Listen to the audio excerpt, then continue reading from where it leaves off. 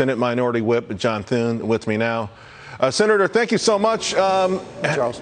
The way this played out in the public arena here leading up to this trip was almost fascinating, where Republicans rallied around Speaker Speaker Pelosi, rather, and it didn't feel like she was getting much support from the White House.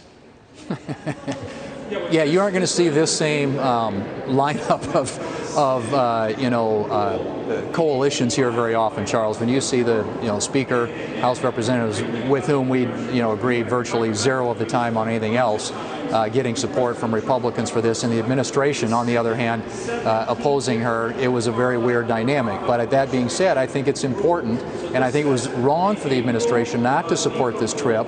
The Chinese government should not be telling American officials, elected officials or otherwise, where they can and cannot go. And the administration was wrong in the first place, I think, to come out and oppose this trip. And it's important that we send a message to China that they're not going to interfere in the travel plans of American elected officials. Senator, President Biden had a long conversation just recently with his Chinese counterpart. And still afterwards, we had the same sort of saber rattling, perhaps even more intense, more vitriolic. Is it because President Xi feels emboldened in general, or does he have a special feeling that maybe he's more powerful now with President Biden than he was before? Well, I think that there is certainly a circumstance where these leaders in other countries are paying attention to what happens in this country, and I think Afghanistan was a great example of American weakness on the world stage, and they're watching. They're also watching in what's happening now with Ukraine and Russia. But, and the president of China is under a lot of political pressure in his own country, so he's trying to do some of the saber rattling that we're seeing right now. But that should not weaken America's resolve to stand up for freedom-loving countries around the world. We have an important historic alliance relationship with Taiwan, and a pattern of elected officials visiting there on a fairly regular basis, and so that shouldn't be interrupted.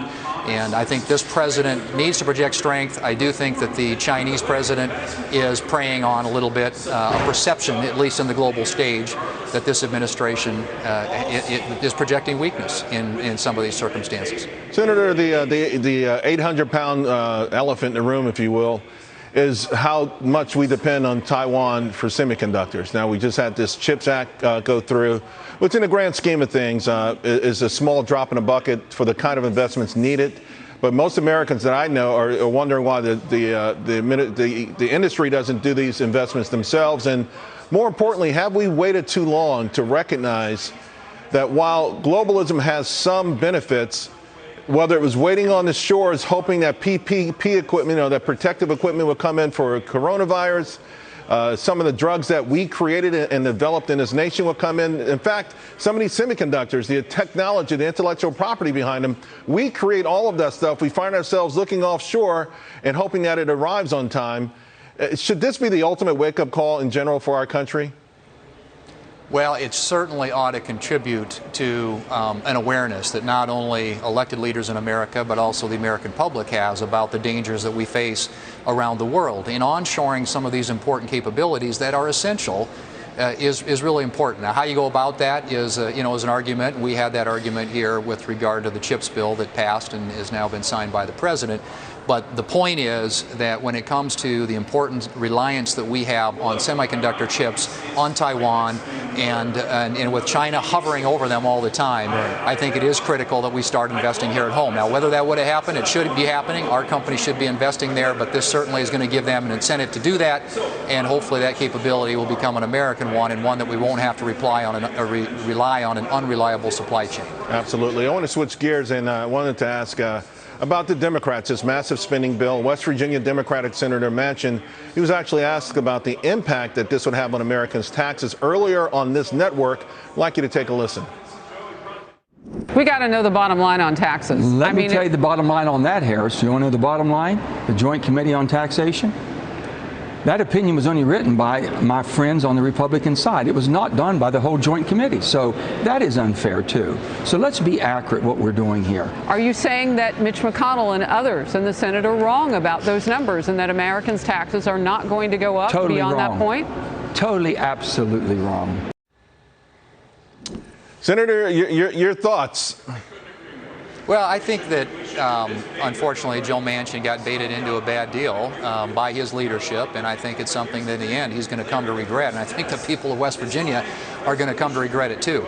But the point is, the Joint Committee on Taxation was asked a question about how is this tax increase, how is it going to distribute among different income classes around the country, and what they concluded that the tax hike would place a disproportionate burden on those Americans, working Americans, making under $200,000 a year.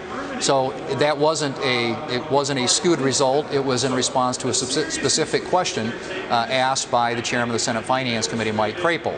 But the broader point here, Charles, is prices are going to go up, costs are going to go up for American citizens. We are in a time of record inflation. We have an economy that's wobbly. We've got 2 consecutive quarters now of negative GDP growth, and the Democrats' prescription for that is raising taxes and increasing spending, the very thing, spending at least, you could argue got us into this in the first place. So this is a big mistake on their part.